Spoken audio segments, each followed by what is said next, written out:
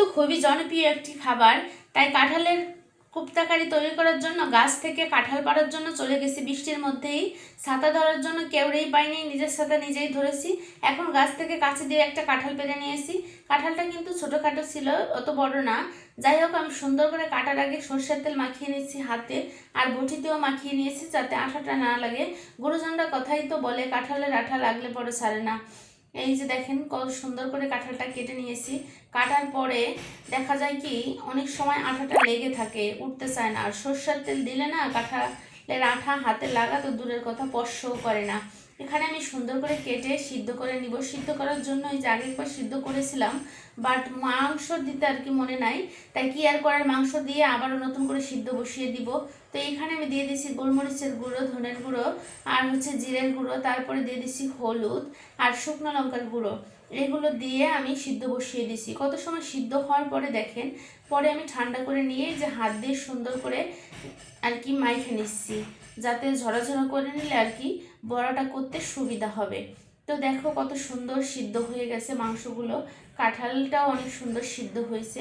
আর যে অংশটা শক্ত ওই অংশটা আমি রাখবো না, ওই অংশটা আর কি ফেলে দিতে হবে। তো যাই হোক, হাত দিয়ে আমি এই যে মাখামাখি করে নিচ্ছি। এইভাবে দেখা যায় শক্ত অংশ যেটা বাঁধবে হাতে সেটা ফেলে দিতে হবে। তো যেগুলো বীজ আর কি ওইগুলো আর কি ভাঙে নাই।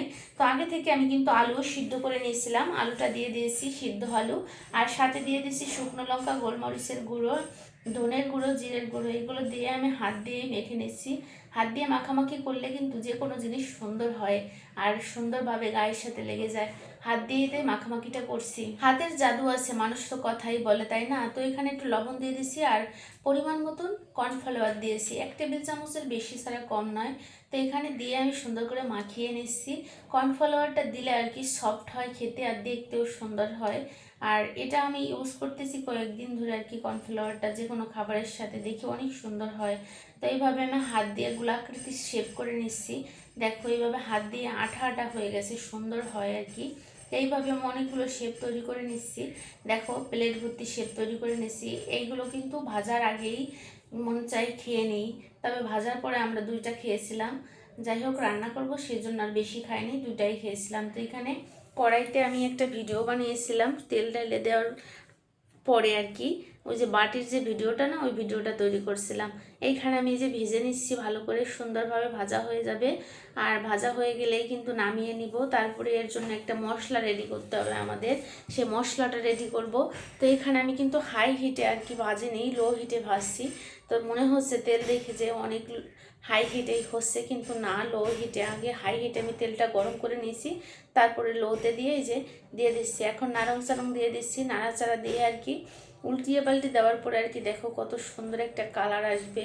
তো অনেকটা সময় লাগে এগুলো তৈরি করতে, আমার অনেক টাইম লাগছে। দেখা যায় এই ভিডিওটা আমি রাত্রিবেলা করেছি জানো, তখন 12টার সময় আর কি রান্নাঘরে গেছি, আর 1টা বাজে আমার রান্নাটা কমপ্লিট হয়েছে। এখন বলতে পারো এত রাত্রে কেন, আসলে কর্তামশাই কাজ করে, তো উনি আসে তারপরে আর কি দেরিতে আসে, এই জন্য লেট করে রান্না বসাই। তো এখানে একটা মশলা যে বেটে নিচ্ছি। তো এখানে আমি দিয়েছি হচ্ছে রসুন, আর হচ্ছে গোটা জিরে, আর হচ্ছে একটা টমেটো, সুন্দর করে পেস্ট করে নিয়েছি। আর এখানে যে তেলটা ছিল তেলটা ঢেলে নিলাম কাপে করে। এইভাবে ঢালতে কিন্তু সুবিধা হয়, দেখা যায় কি মানে আর কি অন্য জায়গা পড়ে না, সোজা বোতলের ভিতরে গিয়ে ঢুকে। তো এইভাবে ঢেলে নেওয়ার পরে আর কি বোতলটা আমি রেখে দিয়েছি। এখন এই যে মশলাটা দিয়ে দিচ্ছি, কিছু অংশ আর কি তেল রেখে দিয়েছিলাম কড়াইতে। এখন এই যে দিয়ে দিলাম সব ধরনের মশলা, যে মশলাটা আর কি আমি বেটে রেখেছিলাম টমেটোর।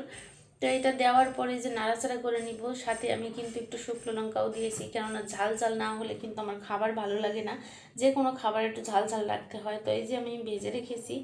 যাই হোক, প্রথমবার বলতে পারো ট্রাই করতেছি, কারণ এই খাবারটা আমি আগে কোনো দিন বানাই নেই, ফার্স্ট টাইম বানাইছি। কিন্তু সত্যি আমি বুঝতে পারিনি এত মজা হবে, আর এত ইয়াম্মি একটা খাবার, খুবই মজাদার খাবার। তোমরাও চাইলে এইভাবে বানাইতে পারো, খুব মজা লাগছে আমার, বিশ্বাস করো। এটা বলতে পারো গল্প, ভিডিওতে গল্প দেওয়া লাগছে এরকম কিছু না। আমি খেয়ে এত মজা পাইছি, মন চায় আরও খাই আরও খাই। যাই হোক, অন্য আরেকদিন আমি ট্রাই করবো আবারও। অনেক মজা পাইছি, সবাই তৃপ্তি নিয়ে খাইছে।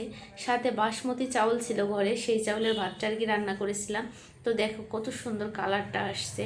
আর রাত্রেবেলার ভিডিও কেউ বলবে দেখো দিনের আলোর মতন উজ্জ্বল মনে হচ্ছে। তো এখন এই যে দেখো আমি প্লেটে নামিয়ে নিয়েছি।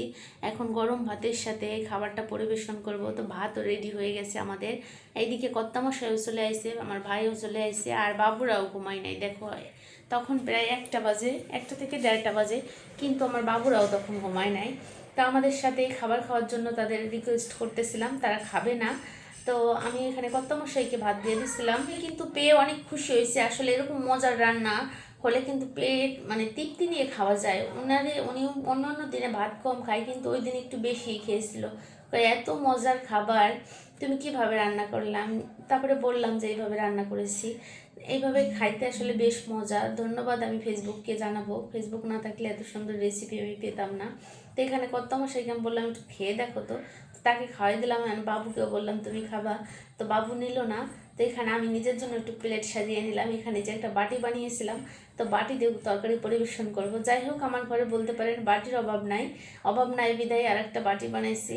তো এখানে বাটিতে আমি তরকারি পরিবেশন করে নিচ্ছি। আর গরম গরম ভাতের সাথে খাইতে কিন্তু ভীষণ মজা। আপনারাও চলে আসেন, আপনাদের এরকম রান্না করে খাওয়াইতে চাই। আর যদি আমার বাড়িতে না আসেন তাহলে ফেসবুক থেকেই খাইয়ে নেন, কি আর করার। তো দেখেন বাসমতি চাউলের ভাত গরম গরম ভাতের সাথে তরকারি, সেই স্বাদ। আসলে কাঁঠালের এই কুপ্তা কারিটা খেতে কিন্তু ভীষণ মজা। আপনারাও বাসায় ট্রাই করবেন। ভিডিওটি দেখার জন্য ধন্যবাদ।